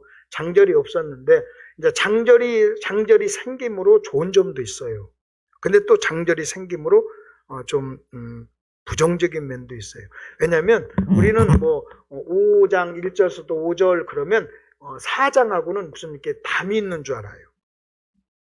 그래서 해석을 잘못해요. 그래서 우리가 앞뒤로 잘라내는 해석을 할 수가 있어요. 그러니까 항상 여러분이 성경을 읽을 때도 원래 장절이 없었다 하는 것을 기억하면서 읽는 것이 좀 필요하다. 원래 이제 우리가 그림이 있다고 한번 해봅시다. 여기 이제 어떤 그림이 있어요. 아주 쉽게 한번 설명해 볼게요. 어떤 그림이 있습니다. 이게 그림이 있습니다. 그림이 있는데 이렇게 반절. 그래서 이쪽에 무슨 그림이 있어요. 그리고 반절이 잘라 찢어졌어요. 반쪽이 없는 그림. 여러분 이 반절 그림만 가지고 온전한 그림을 우리는 상상하기가 어려운 거예요. 우리는 어떤 그림이 있는데 반절이 찢어져 나갔다면 당연히 반절의 그림이 궁금할 거예요. 그리고 이쪽 내용이 어떤 내용이냐에 따라서 이 전체가 주는 메시지가 또 달라요. 오늘 우리가 읽은 본문 말씀은 마치 이 반쪽 그림이에요. 반쪽이 찢겨 나갔어요. 그렇기 때문에 이 반쪽만 가지고 해석을 하려다고 보니까 해석이 안 되고 어려운 거예요. 전체를 보면 아주 쉬운 해석인데 이 반쪽이 없는 거예요. 반쪽이. 왜 반쪽이 없느냐? 이게요 5장 1절서부터 5절 이렇게 1절 딱 나오다 보니까 이 앞쪽이 없는 거예요. 앞쪽이, 반쪽이. 그래서 내가 이 사라진 반쪽을 여러분 찾아드릴게요. 찾아드려서 온전한 그림을 딱 보여주면 아하! 그것이 그런 그림이구나 하고 금방 알 수가 있어요. 이해가 되시죠? 자, 그 반쪽이 뭐냐? 바로 앞에 내용이에요. 여러분 4장서부터 한번 보십시오. 이게 지금 5장 1절서부터 나왔지만 이 반쪽은 뭐냐? 그 앞에 장입니다. 찢어진 그림이 앞쪽이에요. 어디서부터 보시면 되느냐? 여러분 4장 32절서부터 믿는 무리가 한 마음과 한 뜻이 되어 모든 물건을 서로 통용하고 자기 재물을 조금이라도 자기 것이라 하는 이가 하나도 없더라. 사도들이 큰 권능으로 주 예수의 부활을 증언하니 우리가 큰 은혜를 받아 그 중에 가난한 사람이 없으니 이는 밭과 집 있는 자는 팔아 그 판 것의 값을 가져다가 사도들의 발 앞에 두매 그들이 각 사람의 필요를 따라 나누어 줌이라. 그러면서 38절에 구브로에서 난 레위족인 사람이 있으니 하면서 요셉 바나바가 나오고 바나바가 팔아서 사도들의 발 앞에 두었다 하는 얘기가 나옵니다. 자, 그러면 여러분 이 반쪽 그림이 뭔지 아십니까? 한쪽은 바나바 얘기고 한쪽은 아나니아 얘기예요. 지금 이해가 되십니까? 자, 한쪽은 긍정적인 모델, 한쪽은 무슨 모델? 부정적인 모델이에요. 그리고 이 이야기를 바나바 얘기가 4장에 나오고 아나니아 얘기가 나오는 거예요. 그게 쉽게 얘기하면 초대교회에 바나바 같은 사람도 있었고 아나니아 같은 사람도 있었다는 거예요. 아멘? 그러니까 여러분 이쪽 반쪽을 그림을 해야 이게 완성된 그림이에요. 완성된 그림. 이렇게 완성된 그림으로 이렇게 보면서 놓고 보면요. 여러분 그 앞부분도 바나바 사건, 바나바도 여러분 이겁니다. 여러분 그 앞에 무슨 얘기가 나오냐면 초대교회 모든 사람들이 다 성령 충만해가지고요. 자기 것을 자기 거라고 주장하지 않으면서 다 내놨다는 거예요. 그러니까 바나바만 그렇게 한 게 아니에요. 바나바만 그렇게 한 게 아니라 많은 사람이 그렇게 했는데 바나바가 뭘로 나온 거예요? 대표로, 모델로 나온 거예요. 그러니까 바나바 한 사람만 그렇게 했다. 그 얘기가 아닙니다. 그러면 여러분 또 한번 보십시다. 바나바 혼자 한 사람만 그렇게 한 것이 아니라면 아나니아도 한 사람만은 아니었다는 거예요. 유추하면. 맞지 않나요? 그러니까 여러분 잘 들어보십시오. 여러분 그 당시에 성령이 충만해가지고 많은 사람들이 여러분 자기 걸 팔아가지고 내 것이 아니라고 하면서 발 앞에 사도들 발 앞에 가져왔어요. 그 중에 바나바가 지금 대표로 나와 있어요. 바나바만 그런 것이 아니고 더 많은 사람들이 있었는데 이름을 다 쓰는 것이 목적이 아니잖아요. 성경을 쓸 때 이름을 다 써서 그 사람들을 알리려고 하는 거 아니잖아요. 그러니까 바나바가 그랬더라 하고 바나바를 대표로 했다면 또 아나니아도 있단 말이에요. 그렇다면 우리는요 뭘 생각할 수 있냐면 초대교회에 아나니아 같은 사람도 있었지만 어떤 사람도 있었다? 바나바 같은 사람도 있었고 아나니아 같은 사람도 있었다는 거예요. 그리고 아나니아는 그들의 대표적인 모델로 여기 등장을 하는 거예요. 그리고 또 하나, 여러분 아나니아 같은 사람도 있었지만 많이 있었지만요 다 죽은 건 아니라는 거예요. 여러분 그 사람들이 싸그리 다 죽은 건 아니라는 거예요. 그러니까 여러분 이것은요, 굉장히 그렇게 보면 또 좀 관점이 좀 달라져요. 그 다음에 또 뭐를 우리가 여기서 보냐면요, 여기서 키워드가 있어요. 바나바, 그 다음에 아나니아. 그래서 아나니아한테 하나님께서 뭐라고 하냐면, 너 어찌 사단이 가득하여? 그래, 사단이 가득하여. 그래요. 근데 여러분, 모든 재산을 발 앞에 가져온 그 사람들의 특징은요, 성령이 충만하여. 그래요. 여기서는요, 여러분, 이쪽은 성령, 이쪽은 사단. 그래요. 이쪽은 아나니아, 여러분 바나바, 이쪽은 아나니아, 이렇게 등장을 하는 거예요. 그러면 이 원리를 여러분 적용한다면 지금도 우리 성도 중에, 우리 중에 여러분 성령의 지배를 받고 성령 충만한 사람이 있다면 성령의 지배를 받지 않고 사탄의 지배를 받는 사람도 있다는 거예요. 있다는 거예요. 여러분이 뭐 헌금 얘기가 아니라 여러분 결국 무슨 얘기냐면 내가 지금 성령의 지배를 받지 않냐면 여러분 이쪽이라는 거예요. 현대판 아나니아라는 거예요. 내가 성령의 지배를 받으면 바나바 같은 사람이라는 거예요. 하나님께서 이 사람을 책망할 때 너 왜 헌금 안 했느냐? 왜 조금 했느냐? 그렇게 말하지 않아요. 그것 가지고 얘기하잖아요. 정직하게 얘기했으면 문제가 없었다는 거예요. 헌금을 조금 했다고 말하는 게 아니에요. 정직하지 못한 것, 거짓말한 것, 하나님을 속인 것. 근데요, 사탄은요, 거짓의 아비예요. 거짓의 아비예요. 그러니까 결국은 얘기하는 게 그 얘기예요. 그러면 지금도 우리에게 있다는 거예요. 여러분 보십시오. 성령이 여러분에게 그건 잘못한 거야. 그럴 때 예, 내가 죄송합니다. 잘못했습니다. 하고 정직하게 고백하면 저는요. 진짜 제 설교 듣고요. 자기 어떤 고정관념이나 생각이 팍 깨져가지고요. 그냥 자기가 막 미워하고 원수처럼 생각하는 사람 끌어안고 목사님, 내가 잘못했습니다. 막 이런 회개가 좀 일어났으면 좋겠어요. 근데 하여튼 되게 은혜는 받는다고 하면서도요. 그런 일이 일어나지를 않아요. 제가 광주에서 한 교회에서 집회할 때요. 그게 진짜 집회하는 중에 그 장로님이 자기 담임 목사님한테 물어 다 잘못했다고 막 울면서 막 사고. 자기 아들 같은 목사인데 메시지 들으면서 막. 그러니까 그리고 나는 무슨 생각이 드냐면요. 도대체 너무나 내 속에 있는 비진리와 거짓 자기 생각이요. 너무나 강하게 뿌리를 받고 있는 거예요. 만약 여러분 중에 서로 미워하고 원수처럼 살고 서로 미워한 사람이 있었다. 이런 말씀 듣고 오늘 이번에 부인 같은 말 듣고요. 여러분 또 남편하고 관계가 어렵고 아내하고 그랬다면요. 그래도 눈물 흘리면서 끌어안고 잘못했다고 용서를 빌고 회개하고 막 이런 일이 일어나야 되는 거예요. 근데 매우 지적으로 동의하고 그냥 끄덕끄덕끄덕 하고 그 정도 해가지고는요. 제가 양이 안 차요. 양이 안 차요. 그리고 나서 조금 지나면요. 또 옛날로 다시 또 돌아가는 거예요. 옛날로 돌아가는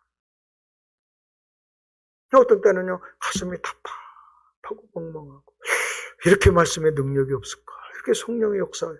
여러분 성령이 정말로 역사한다면 그런 회개가 있었으면 좋겠는데 하면서 근데 이제 뭐 때문이냐면요. 자존심. 인간적인 자존심. 근데 그 우리는요, 자존심이라고 얘기했지만요, 성경은요, 육신의 생각이라고 그래요. 마귀는요, 그 육신의 생각 속에서 역사하는 거예요. 뭐, 우리가 무슨 자존심이. 하나님 말씀 진리라면요, 진리 앞에는 무릎 팍팍 꿇어야 되고, 회개해야 되고, 그것이 옳다면요, 그렇게 오는 대로 행동하고, 내가 아내에게 잘못했으면요, 저는요, 제 아들한테 내가 아들 어렸을 때 내가 아들한테 내가 미안하다고 그래서 무릎 꿇고요. 우리 아들아 미안하다. 성경에 보면 자녀를 노엽게 하지 말라고 내가 너를 노엽게 해서 미안하구나. 그랬어요. 울었어요. 아버지 괜찮아요. 시도만. 여러분 내가 말씀 보다가 내가 잘못했어. 내가 내 아내한테 눈물 흘리면서 무릎 꿇고 용서를 비는 게 그게 아름다운 거 아니에요? 나는요, 내가 내 아내한테 잘못했다고 비는 게 뭐가 문제예요, 뭐가 문제예요? 지금 하나님 앞에 내가 순종하고 있는데. 사람들은요, 사람 앞에 무릎 꿇는다고 생각하니까 나는요, 사람 앞에, 내가 무슨 아들 앞에 무릎을 꿇어요? 자녀를 노엽게 하지 말라는 그 말씀 앞에 내가 무릎을 꿇은 거예요. 하나님 앞에 무릎을 꿇은 거예요. 근데 그 신앙생활을 잘못 배워서 그래요. 잘못 배워서. 그래서 그냥 사람 앞에 무릎 꿇는다고 생각하는 거예요. 여러분, 바울과 아나니아 같은 사람도 많이 있었다는 거예요. 아나니아는요, 그 당시에 시몬 케이스로 걸린 거예요. 하나님 이 사람을 통해서요, 지금 다루고 있는 거예요. 왜? 이 초대교회 이걸 그냥 놔두면 교회가 상당히 어렵게 될 것이다 하는 생각을 하면서, 왜냐하면 이건 단순히 이 문제가 아니라 사탄과 성령이 지금 하는 영적인 문제예요. 영적인. 어찌하여 네 마음에 사단이 가득하여 그래. 어찌하여 네 마음에 사단이 가득하여. 그렇게 하면서 이야기를 하는 겁니다. 그리고 이제 계속해서 한번 보십시다. 그러면 우리가 그 4번을 또 여러분 계속해서 보십시오. 계속해서 이렇게 보시면 이게 이제 반쪽 그림을 저서 전체를 통해서 우리가 볼 수 있는 것은 이런 메시지를. 그러면 도대체 이 사건을 통해서 나타난 결과가 뭘까요? 여러분 이 하나님이 이 사건을 허락했어요. 그리고 하나님 어떤 의도를 가지고 허락했으면 도대체 이 하나님은 이 사건을 통해서 어떤 결과를 원했는가? 이 사건을 왜 일으켰는가? 그것은요, 일어난 결과를 보면 아는데, 결과가 뭔지 아십니까? 결과가요, 둘 다 결과가 똑같아요. 거기 한번 보시죠. 5절 보세요. 아나니아가 이 말을 듣고 엎드러져 혼이 떠나니 이 일을 듣는 사람이 다 크게 두려워하더라.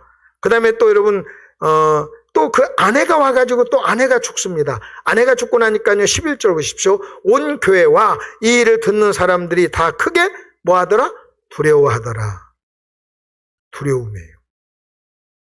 이것이요, 하나님이 원했던 결과예요.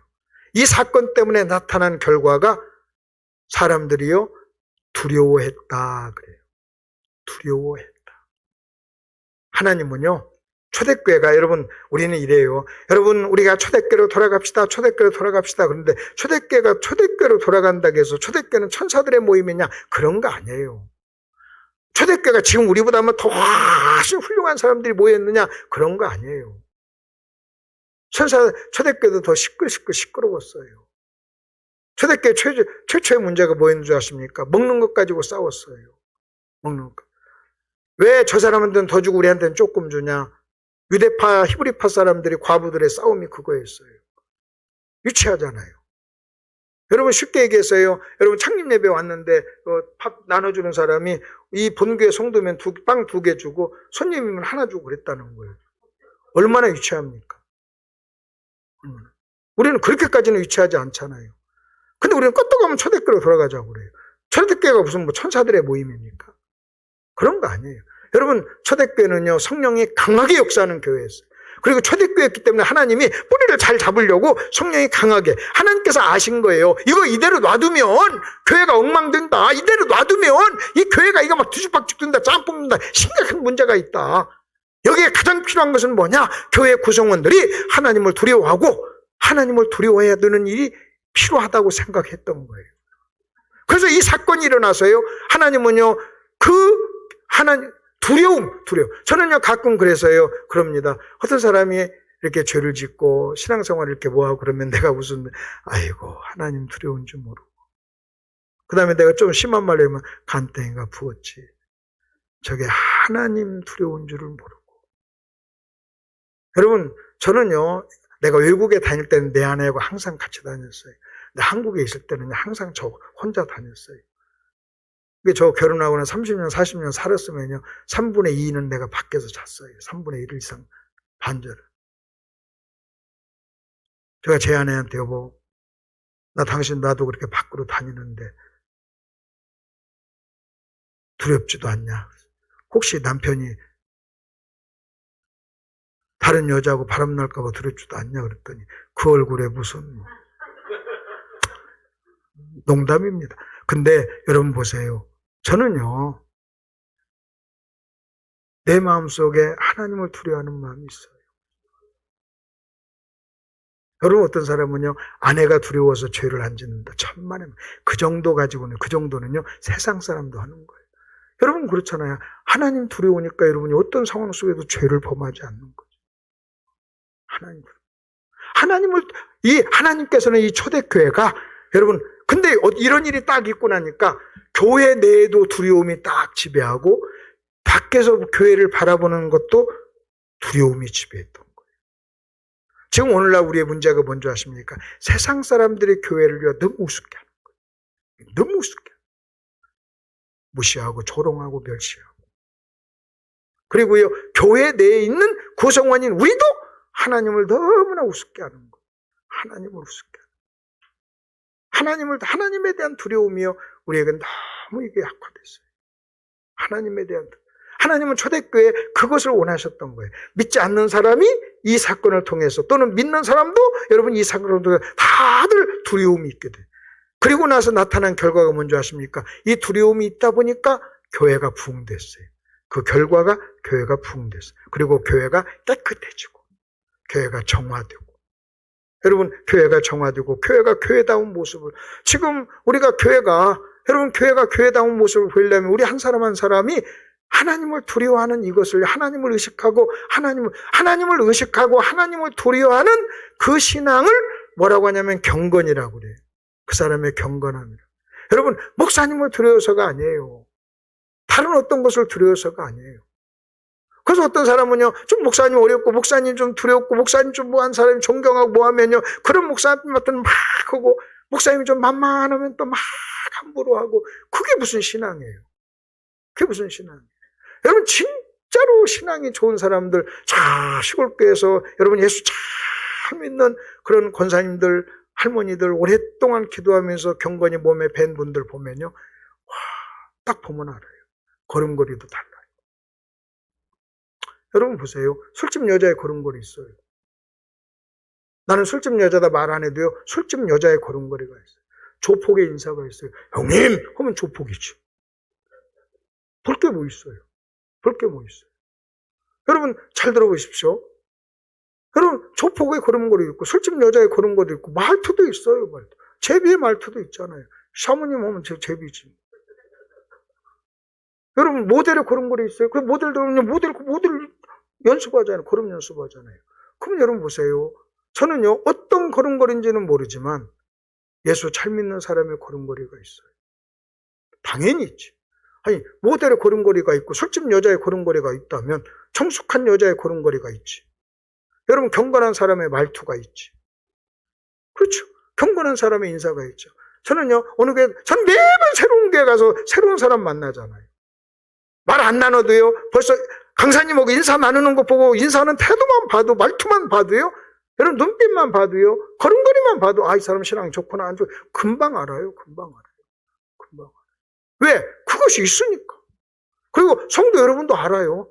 여러분도요. 여러분 강사 딱 서가지고 설교 한번 딱 들어보면 저놈이 싹군인가 아닌가 저놈이 어떤 놈인가 여러분이 모릅니까? 알지?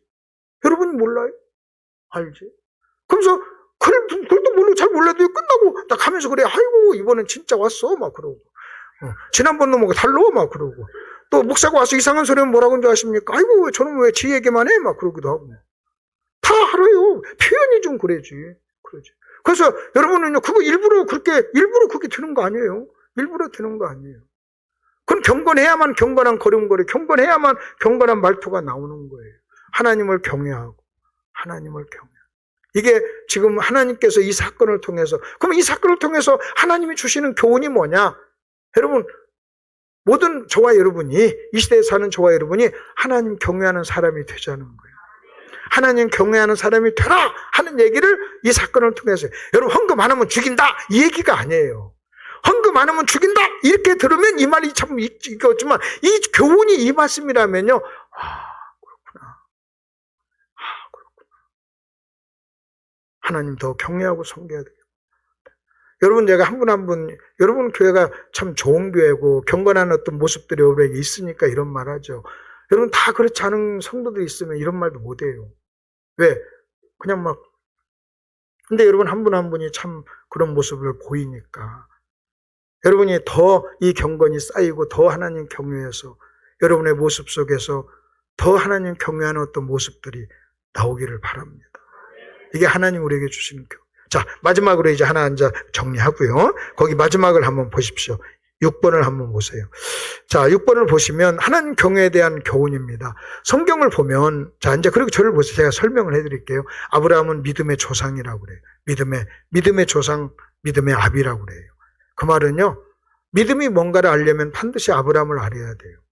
아브라함은요. 믿음의 조상이고 믿음의 모델이에요. 그러니까 그래서 바울도 야고보도 아브라함을 통해서 믿음을 설명합니다. 그리고 저와 여러분이 구원을 딱 받잖아요. 그러면 아브라함이 간 여정을 따라서 우리도 가는 거예요. 아브라함이 간 여정을 따라서 가는 거예요. 하나님께서 아브라함을 부릅니다. 부르고 아브라함을 훈련시키고 훈련시킵니다. 마지막에 하나님께서 마지막 훈련이 뭔지 아십니까? 네 아들 이삭을 번제로 드리라는 말이에요. 그 사건이 딱 있을 때 그 명령을 딱 하니까 아브라함이 순종합니다. 그때 아브라함이 뭐라고 하는지 아십니까? 네가 마침내 나를 경외하는구나 그래요. 그러면서 그 사건 이후로 하나님은 아브라함을 더 이상 시험하지 않아요. 그게 마지막 졸업 논문이에요. 그리고 그다음부터는 친구처럼 돼요. 그리고 네가 나를 경외하는구나 그래요. 그러니까 하나님은요, 아브라함을 당신 경외하는 사람으로 만들기는 것이 하나님의 목적이었어요. 그렇다면 하나님께서 아브라함의 생일을 놓고 아브라함을 이때 불렀어요. 그리고 이때 지금 이삭을 바쳤어요. 그리고 이때 수십 년의 시간, 엄청난 시간이 흘렀을 때 네가 마침내 나를 경외하는구나 이 얘기를 할 때는, 그러면 아브라함의 생애의 과거의 신앙생활 속에서 일어났던 모든 사건은 오늘 아브라함의 모습으로 아브라함 되게 하기 위해서, 만들기 위해서 일으키신 사건이라는 거예요. 다른 사건이 아니에요. 그리고 이런 모든 사건들이 여러분 합해져서 섞어져서 결국은 아브라함을 하나님 경외하는 사람으로 만들었다. 그런데 아브라함이 이때 되기 전에, 여러분 이때 되기 전에 아브라함이요 어떤 일이 일어난 줄 아십니까? 이렇게 얘기합니다. 거기 한번 보십시오. 창세기 20장을 한번 보세요. 20장. 아브라함이 이르되 이곳에서는 하나님을 두려움이 없으니 내 아내로 말미암아 사람들이 나를 죽일까 생각하였으며, 창세기 20장에 아브라함이 자기 아내를 누이라고 속입니다. 아내를 누이라고 속여요. 그러니까 그 왕이요 누이라고 하니까 그 말을 믿고요, 아브라함의 아내가 이쁘니까 그를 데려다가 아내 삼으려고 하니까 하나님이 밤에 여러분 꿈에 그 왕에게 나타났잖아요. 너 손대면 죽여 그래. 너 왕이 놀래요. 그래서 그 다음날 여러분 아브라함 불러서 너 왜 나한테 그렇게 했냐 그래. 그러니까 아브라함이 얘기를 합니다. 내가 이곳에서는 하나님을 두려움이 없으니 내 아내가 이쁘니까 내 아내를 위해서 자기는 죽이고 내 아내를 뺏을까 염려해가지고 그랬습니다. 그런 얘기는. 아브라함이 여기서 하나 아는 게 뭔지 아십니까? 사람들이 죄를 짓는 것은 하나님을 경외하지 않으니까 죄를 짓는구나, 이걸 알았어요. 근데 이제 알았지만 이론이었어요. 알면서도요, 그것을 알면서도 그대로 살지는 못했어요. 자기도 아내를 누이라고 속여요. 여러분, 정말로 아내를 알면서 아는 대로 살았다면 내 아내요! 하고 그렇게 얘기했어야 돼요. 목숨 걸고. 그런데 뭐라고 하는지 아십니까? 내 누이도 안 누이라. 그리고 그 말도 실제는 또 누이니까 그렇게도 했지만, 여러분 그것은요 비겁한 거예요. 아내 누이가 아니면 아내잖아요. 그러면서 그러면 이때 이게 지금 창세기 20장입니다. 그리고 22장에 와서는요 이삭을 바칩니다.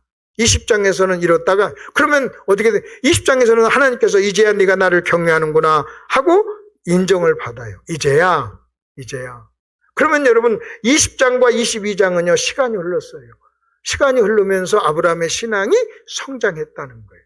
22장에서는요 아는 대로 행하는 수준까지 간 거예요. 여러분 우리가요, 그래서 우리는 내가 창세기 20장일 수도 있고 22장일 수도 있어요.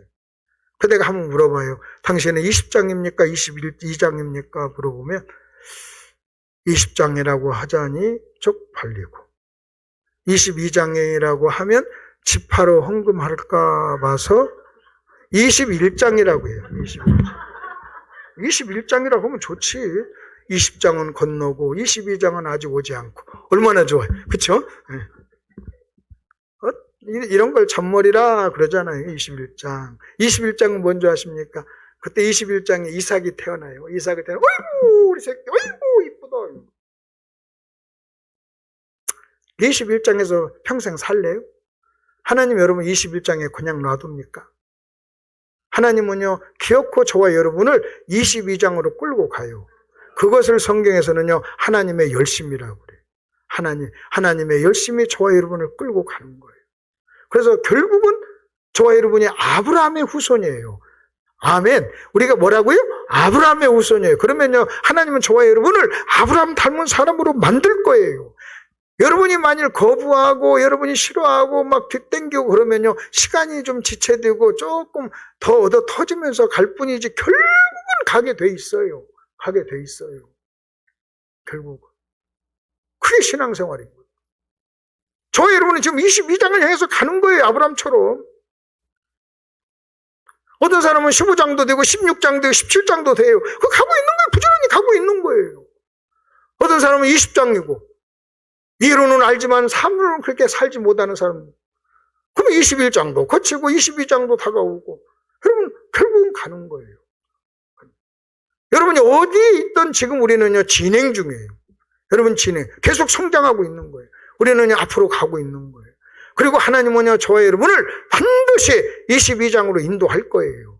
그게 신앙의 여정이고 믿음의 여정이고 발걸음이고 우리의 여행인 거예요. 그걸 목표로 삼고 우리는요 그냥 잘 순종하고 여러분 잘 순종하고 가면 22장에 가서 하나님 경외하는 사람이 딱 여러분 하나님이 저와 여러분을 하나님 경외하는 사람으로 만들 때 하나님이 저와 여러분을 손해보고 이상한 사람 만들려고 하는 게 아니에요. 기가 막힌 사람 만들기 위해서 22장으로 가고 있는 거예요. 아직 여러분이 어디 있든 괜찮아요. 여러분 어디 있든 그게 뭐가 과정인데 그게 뭐가 중요해요. 15장 있으면 가면 되고 14장 있으면 가면 되는 거예요. 11장 있으면 가면 되고 여러분 20장 있으면 가면 되는 거죠. 그러니까 쭉 가서 결국은 22장까지 가시는 여러분 되시기를 바랍니다. 딱 이러고 끝나면 좋겠죠? 네, 5분만 저한테 주세요. 하나만 더 얘기하고 마칠게요. 여러분이 이제 이 부분을 좀 얘기 좀 한번 해드릴게요. 하나님은 여러분의 어떤 행위 하나를 가지고 전체를 평가하지를 않아요. 다윗이 간음하고 살인을 범했어요. 근데 그 사건을 가지고 다윗의 전체를 평가하지 않았어요. 그러니까 우리는 근데 하나님하고 달라서요. 어떤 사람이 사건 하나를 가지고 자꾸 그 사람 전체를 평가해요. 좋은 거 아니에요. 여러분, 지금 이게 무슨 말인지 이해가 되십니까? 어떤 사건 하나를. 성경에 보면 제가 아사라는 사람의 생애를 연구해 봤어요. 아사가요, 여러분 36년 동안 39년 동안 하나님을 섬겼는데 35년 동안은 잘 섬기다가 36년 때 전쟁 때 실수를 합니다. 근데도 성경에는요, 아사를요, 선한 왕으로 기록을 하고 있어요. 유다왕. 그때 제가 거기서 배운 게 뭐냐면 어떤 행위 하나를 가지고 그 사람의 전체 생을 하나님은 평가하지 않았다. 근데 우리는요, 아무리 관계가 좋다고 하도요, 어떤 거 하나가 딱 덜커다가 걸리면 그 하나 가지고 전체를 평가해요. 원수가 돼. 원수가 돼. 지금 무슨 얘기인지 아시죠? 이런 것은요, 굉장히 안 좋은 거예요. 여러분, 만일 내가 어떤 사람은 오늘 나랑 같이 형제님하고 나랑 같이 관계를 맺어서 내가 형제님한테 뭐 100가지, 99가지를 막 몇십 년, 20년 동안 했어요. 근데 하나를 잘못했어. 하나를 잘못했다고, 100번째 하나를 잘못했다고 해서 내가 잘한 99개가 사라지는 게 아니에요. 하나를 잘못했어도 99개 잘한 건 여전히 잘한 거예요. 여전히 잘한 거예요. 근데 우리는 하나를 가지고, 하나님하고 반대, 하나를 가지고 전체를 평가하니까 인간관계가 쉽지가 않은 거예요. 이게 무슨 말인지 이해가 되시죠? 자, 그 다음에 또 여러분 보십시오. 아무리 대단한 사람도, 아무리 대단하고 엄청난 하나님께 쓰임받았던 사람도요, 죽음을 눈앞에 두면, 늙고 죽음을 눈앞에 두면 힘이 없고 초라해요. 죽음이 우리를 그렇게 만들어요. 죽음이 그렇게 무서운 거예요. 여러분, 그래서 죽음 눈앞에 있는, 저도 마찬가지예요. 누구나. 근데 바울이 죽음 앞에 섰을 때 바울은 진짜 비참했어요. 사람들 다 떠났어요. 자기 앞에는 티모데밖에 없다 그랬어요. 늙고 병들고 가족도 없고 돈도 없고 백도 없고 아무도 자기를 지켜주는 사람 없고 티모데 하나가 그리고 감옥에 있는 그런 죄수의 몸에 얼마나 초라하고 얼마나 그 현재 모습만 보면 얼마나 초라해. 근데 바울은요 자기를 볼 때 그 현재 모습으로 자기를 보지 않았어요. 그래서 뭐라고 하는 줄 아십니까? 나 하나님 앞에 가면 큰 상 받는다. 다 상 받아. 나는 최선을 다했어. 나 열심히 살았어. 자기도 자기 자신의 지금 모습에 여러분 자기 모습에 우리도요 마귀는요 내 현재 모습만 보도록 하는 거예요. 그 다른 사람들이 그 모습만 보는 거예요. 그 모습. 그래서 우리가 노인을 공경하고 어른을 공경할 때 모습이 여러분 그걸 보셔야 돼요. 하나님께 놀랍게 쓰임받은 목사님들 나중에 은퇴하시고 그 다음에 이렇게 연세가 많이 드시고 이렇게 보면 그 현재 모습만 보면 약하죠. 근데요, 그의 전체를, 제가 얘기했잖아요. 제 아내는 26살에 저하고 결혼했어요. 저는 지금 제 아내의 모습을 볼 때 60이 넘은 내 아내의 모습을 보지만요, 저는 그에서 26살 모습도 저는 동시에 보는 거예요. 한 번도 나는 내 아내가, 나는 매번 이뻐요. 그냥 이뻐요. 어떤 모습 봐도 지금보다 80들어도 이쁠 거예요. 왜? 26살과 한 겹쳐지니까. 우리가 어떤 사람 볼 때도요, 그 사람이 나한테 잘못한 것도 보지만 그 사람이 나에게 잘한 것도 같이 봐야 돼요. 같이 봐야죠. 근데 그걸 싸그리 잊어버리고 그 한 가지 가지고 그냥 도끼가 오르면 이건 뭐 우리가 바른 삶을 살 수, 이건 부부 관계도 그렇고 성도와의 관계도 그렇고 하나님과의 관계도 그래요. 우리가 하나님이 얼마나 엄청나는 거예요. 그러나 하나님 어떤 거 하나 안 줄 수도 있지만 그 안 주는 하는 것 가지고 전체를 그럴 수는 없잖아요. 그래서 그렇게 보시는 거예요. 그래서 내가 항상 그렇게, 제가 이제 세미나를 하다 보니까 은퇴하신 목사님이 내 주변에 많아요. 그분들은요, 자기 지금의 초라한 모습 때문에요, 젊었을 때 그렇게 놀랍게 쓰임받았다가 초라한 모습 때문에 너무나 힘들어 하세요. 그럼 내가, 목사님, 내가 보는 당신의 모습은 그렇지 않습니다. 당신은 성공한 사람이요. 당신은 성공한, 어떻게 성공했느냐? 은퇴할 때까지 흠 없이, 넘어짐 없이, 최고로 길게 거기까지 신앙 목표를 하셨지 않습니까? 그러면 성공한 겁니다. 하면서, 그리고 나는 지금 모습을 보지 않습니다. 당신이 젊었을 때 얼마나 놀랍게 쓰임받았는가, 나는 그것을 봅니다. 저 자신도 계속 늙어가면서 초라해질 거예요. 돈 없고 더 초라하고 더 늙고 정말 초라할 거예요. 어떤 사람은요, 내 초라한 모습 보고 나를 뭐라고 할 수도 있죠. 무시할 수도 있죠. 그러나 나는요, 나 자신을 그렇게 보지 않으려고 해요. 나 지금의 모습이 내 다가 아니야. 하나님 나를 그렇게 안 봐. 하나님은 나를 전체로 봐. 나를 전체로 봐. 그러기에 나는 하나님 앞에 가면 상이 있어. 그래서 여러분이 다른 어르신을 볼 때도 그렇게 봐야 되고, 여러분 자신을 볼 때도 그렇게 봐야 되고, 목사님을 볼 때도 여러분이 그렇게 봐야 되고, 내가 저 목사님께 얼마나 많은 은혜를 입었는가, 그것도 봐야 되고, 내가 어떤 것을 내가 받았는가, 이런 것도 볼 줄 아는, 그렇게 볼 줄 아는 것이 나는 우리 기억력을 가지고 있는 우리 사람이 해야 될 일이 아닌가 하는 생각을 해봅니다. 무엇보다도 여러분이 여러분 자신을 그렇게 보세요. 우리는 안 늙는 사람 없어요. 안 늙는 사람 없어요. 그러나 여러분 세월이 이렇게 흘러가면서요.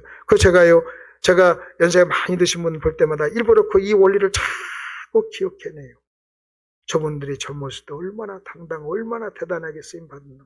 그거 보면서 공경을 하고, 지금 모습하고 전혀 다른 태도로 대하면 얼마나 좋은가. 그게 노인을 공경하라고. 우리 다 늙어가잖아요.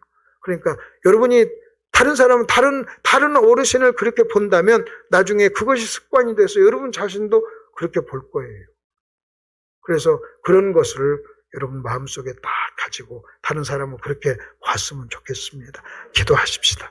하나님 아버지, 은혜를 감사합니다. 하나님을 경외하기를 원하시는 하나님, 하나님을 의식하며 우리의 말과 행동을 하는 저희들 될 수 있도록 도와주시고, 그것 때문에 교회가 부흥되고 교회가 더욱더 주님 닮아가는 아름다운 교회가 될 수 있도록 주님 도와주옵소서. 하나를 가지고 전체로 평가하지 아니하시는 하나님의 모습을 봅니다. 우리도 주님을 닮아 어떤 사람의 실수 하나를 가지고 아버지 하나님 비난하며 비판하며 그런 일이 일어나지 않도록 저희들에게 넓은 마음, 하나님 닮은 마음을 허락하여 주시옵소서. 좋은 성도들과 함께 한 주간 동안 말씀잔치를 할 수 있는 이 놀라운 특권을 주셔서 참 감사합니다. 우리 변 목사님을 위해서 기도합니다. 하나님 아버지, 목사님을 축복해 주셔서 항상 건강으로 인도해 주시고, 많은 필요가 있습니다. 그 필요를 아버지 하나님 채워 주시옵소서. 남은 생에 더 존귀하게, 더 놀랍게 하나님께 쓰임받는 우리 목사님 되게 도와주옵소서. 예수님 이름으로 기도하옵나이다. 아멘.